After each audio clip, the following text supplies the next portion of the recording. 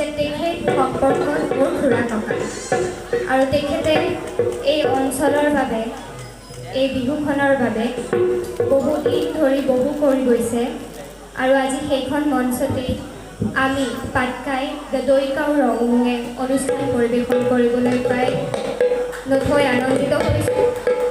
মই এই মঞ্চৰ পৰাই তেখেতলৈ মোৰ গভীৰ শ্ৰদ্ধাঞ্জলি জ্ঞাপন কৰিছোঁ।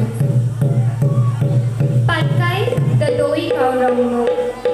দৈকাও ৰংমুঙৰ অৰ্থ হৈছে সাতটা পাহাৰৰ সংগমস্থল, য'ত স্বৰ্গদেউ চাওলুং চুকাফাই কুকুৰা কাটি বৰ অসমৰ ভেটি গঢ়াৰ শপত গ্ৰহণ কৰিছিল।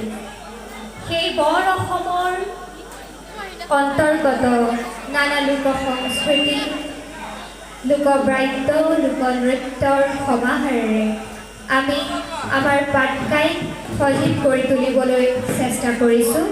পাটকাই দৈকাও ৰংমুঙৰ এয়া প্ৰথম প্ৰচেষ্টা।